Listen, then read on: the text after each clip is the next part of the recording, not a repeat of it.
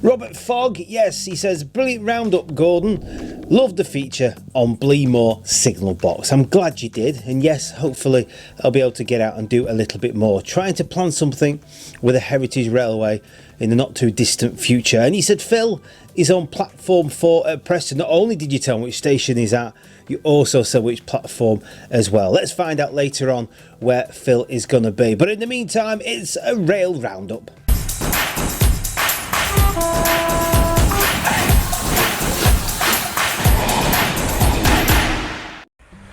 Alstom secures £8.8 million contract from C2C for paint and repair of the Class 357 fleet. New railway station near Okehampton has been revealed in a special ceremony. Owl's new home on the Dawlish cliffs found by a railway team. A new Lumo service for England. Cotswold Festival of Steam features 3 newly built steam locomotives. West Yorkshire woman shortlisted for 2 Women in Rail Awards. And HS2 completes 3,130 tonnes of second Wendover Dean Viaduct. No Blackpool Simon this week, but of course we've got a Your Turn and photo of the show coming up. But first of all, on Friday the 10th of May, a special ceremony was done to mark the new name of a certain station. Key figures from the Great Western Railway, Network Rail, Devon County Council, West Devon Borough Council along with Central Devon MP Mel Stride met at the site of the planned new station to unveil its name on Friday the 10th of May. It's now to be known as Okehampton Interchange, and the station will be on the edge of Okehampton and only a 2-minute drive from the A30 to improve rail access for North Cornwall and West Devon. The new station will have a large car park than Okehampton, as well as improved bus links and better access by foot and bicycle. Now, not only are you going to find humans wandering around the platforms of railway stations, you might find some animals. I know up here on the Fylde coast at Blackpool Pleasant Station, quite often a fox is seen running across the platform. But in this particular case, we're going to be talking about owls. And it was a big surprise for an abseiling rail worker when he discovered a tawny owl nesting in a hole on Dawlish cliffs near the railway line amidst the bustle of a major work site. The operative was descending the sheer cliff face above the tracks and put his foot into a toe hold, only to find his boot had been bitten by the protective mother-to-be. Work close to the nest was stopped immediately to make sure no harm came to the bird of prey, who had laid 2 eggs, both of which have since hatched. Now let's come from that neck of woods a little bit further north, and let's tell you a little bit about Lumo, who are going to introduce a new service here for England.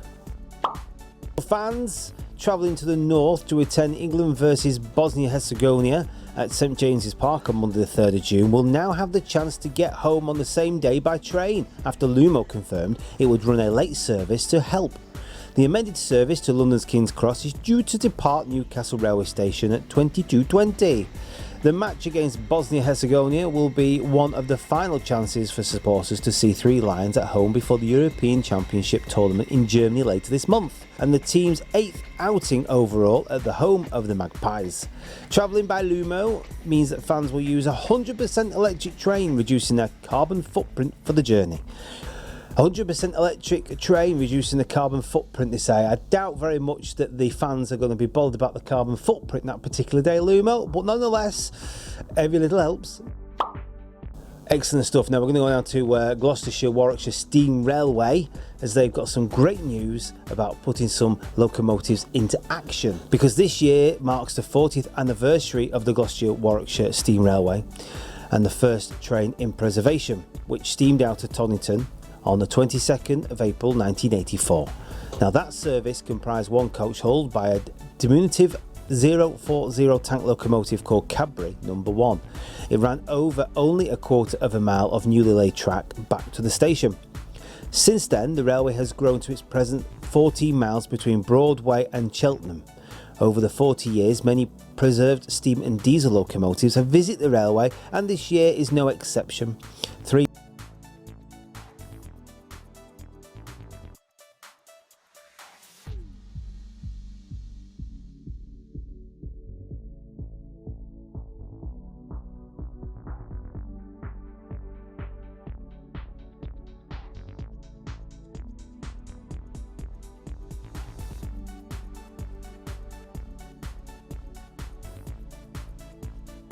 Visitors will grace the rails of this beautiful Cotswold Railway for the award-winning Cotswold Festival of Steam on the 25th and to the 27th of May. But the difference is that all three of those visitors are newly built steam locomotives, one of which makes its debut at the festival. All three represent Great Western Railway types long gone. And they're going to be 6880 Breton Grange, billed as a 81st locomotive. Had production not been interrupted by the outbreak of the Second World War, this would have been the name of the number of the next locomotive in the series. All 80 of these outstanding 460 Western workhorses had been withdrawn for scrap by the end of 1965. The Breton Grange Society set about correcting this omission. Working started in 2004, which has just been completed at the Tyldesley Locomotive Works in Birmingham, just in time for the Cotswold Festival of Steam. 2999 Lady of Legend, which is the newest member, celebrated St Class 460 introduced by C.J. Churchwald in 1902. 77 of these class were built between 1902 and 1913, but had all been withdrawn by 1953, with none preserved. 9351 doesn't have a name, but this 260 is quite unique, and it is based on a design that dates back to 1910 but was actually never rebuilt. The locomotive, strictly speaking, has a rebuild of a 262 tank locomotive which was in a scrapyard condition. It was created by the Western Somerset Railway entering service in 2004, and this is the locomotive's first visit to the GWSR and its only second visit away from its home railway. There we go, from champions of steam to champions of the railway. It's always great to celebrate people who work on the railway. After all, they are the main dimension that makes the railway beautiful. And a West Yorkshire woman has been nominated 2 national awards for her contribution making the railway industry more inclusive. Harriet Harbridge, Diversity and Inclusion Manager at Trans-Pennine Express, has been shortlisted for 2 Women in Rail awards. Despite her relatively short tenure of 18 months at TPE, Harriet, a 28-year-old from Todmorden, has had a profound impact on the train operator and its colleagues, resulting in her being shortlisted for the Female Rising Star Award and the Equality, Diversity and Inclusion Individual Award. Hats off to you, sweetheart, and I hope you continue your long reign in the rail industry. It's always good to celebrate news like that. Alstom's, the global leader in a smart and sustainable mobility, has signed an £8.8 million contract with passenger operator C2C for the paint and repair of its Class 357 Electrostar fleet. Now, this will involve 74 4-car units initially built by Alstom's Derby Litchurch Lane site between 1999 and 2002, and currently leased from Angel Trains and Porterbrook. Now, the scope of the work on the electric trains includes repair of hook bolt covers, body end corrosion, side vent corrosion, sole bar corrosion, roof corrosion, and the repaint of all the units. This work will be undertaken at Alstom's Ilford depot over a 24-month period. Ilford has long been established in its history in the execution of heavy maintenance and modernisation and refurbishment programmes. Now, owned by Trained Italia, the C2C operate the rail passenger services between London, Tilbury and the south end of the line, also known as the Exit Tameside. In East London and South Essex, alongside the Electrostars, it also operate 12 Class 720 Aventura trains, which are also built by Alstom's in Derby.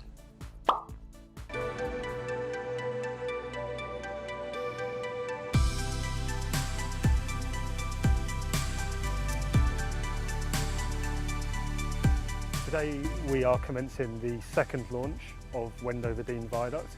Back in January we completed the first 90 metres, and today the second 90 metres continues. This is another great milestone for the project, and we're developing real momentum in building this key viaduct on HS2. Today we begin the second stage of the launch process, and we will launch the viaduct across piers 7 and 6.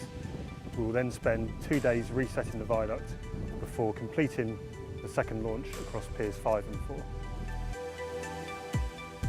The total length of the viaduct is 450 metres. The first stage of the launch consisted of a 90 metre launch, and this second launch is 180 metres.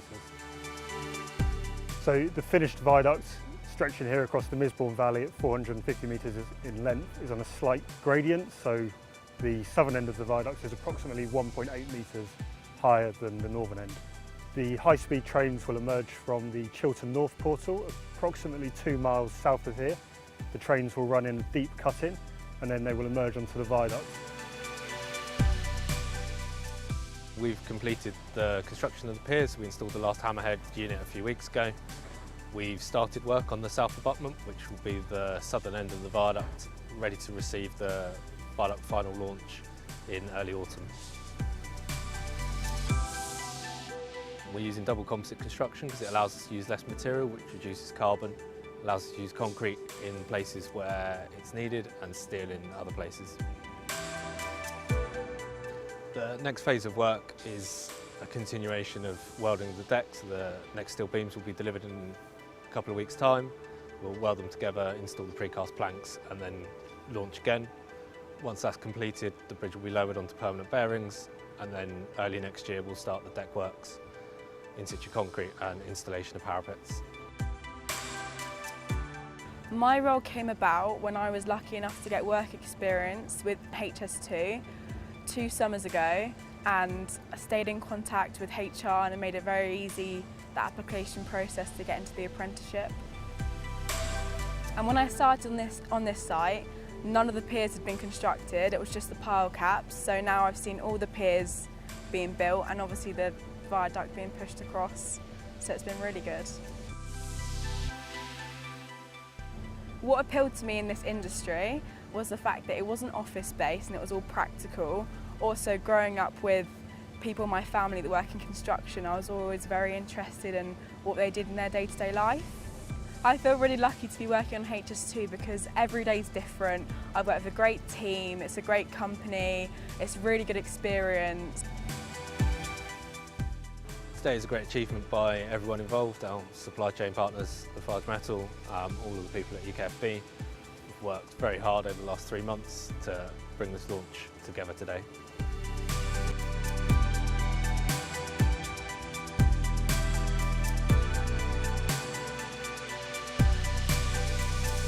Now, like I said, there's no Blackpool Simon. He's been a very busy chap, but I think he's completed, if I'm wrong, tell me in the description, comment section down below, all his route learning. So he's been really hammering away hard to get that nailed. So hopefully soon we'll hear from Blackpool in a future episode. But now it's time to find out what you've been getting up to. On Off the Rails with a Your Turn.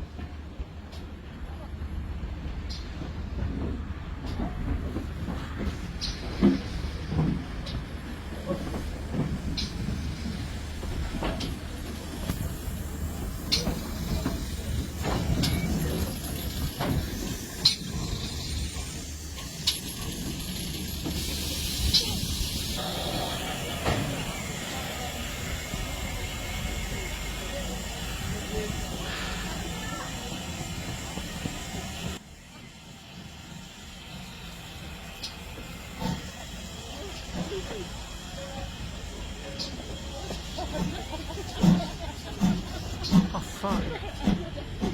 Fuck.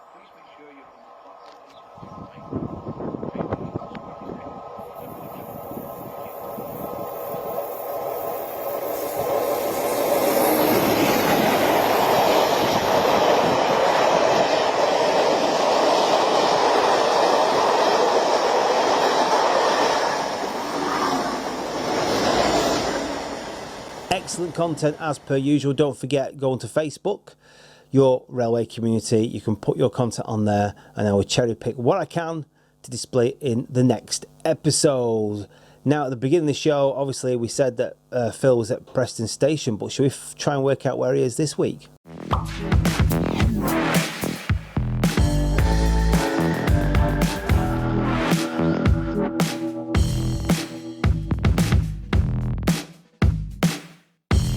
Yes, good luck. If you recognise that station, that place, then put your answers in the comment section down below. Photo of the show.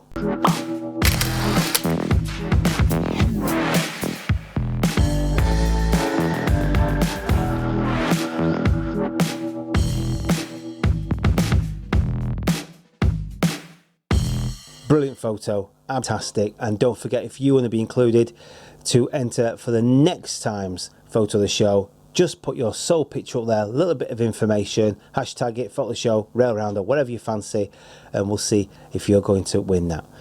I think we should scoot onto the special spotters time.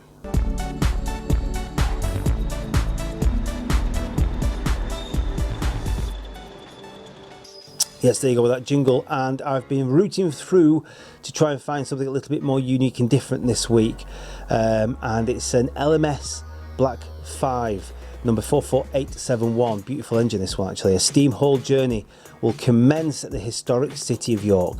Now it'll be heading away from York down the East Coast Main Line through Northallerton, where the locomotive will build up speed to its maximum on the straight alignment of the tracks.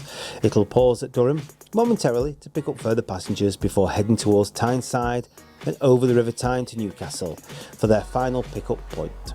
It'll pass to the Scottish borders with more coastal views along the way before reaching Edinburgh. Now you'll have time for the passengers to visit the city and all its attractions before it returns south in steam to follow the outward route. Highlight of the journey back to Newcastle will be the southbound climb to Grant's House, grade that one in 96 for over 4 miles, and in no time at all it'll be back at Newcastle to set the passengers down, followed by Durham and finally York. Now that will be an absolute spectre to be seen. There's lots of infrastructure, viaducts, bridges and tunnels along that route. As usual, as soon as the time is available, I'll put it in the description area down below so you can get yourself there safely line side, take some content, and again, make sure you share it with us all on the Your Railway community. And that's it. There you go. As usual, thank you to you all for contributing in this week's episode of the Rail Roundup. I hope you've watched the other ones as well. If not, they're all in the playlist. And make sure that you like and subscribe. And until next time, ta-ra!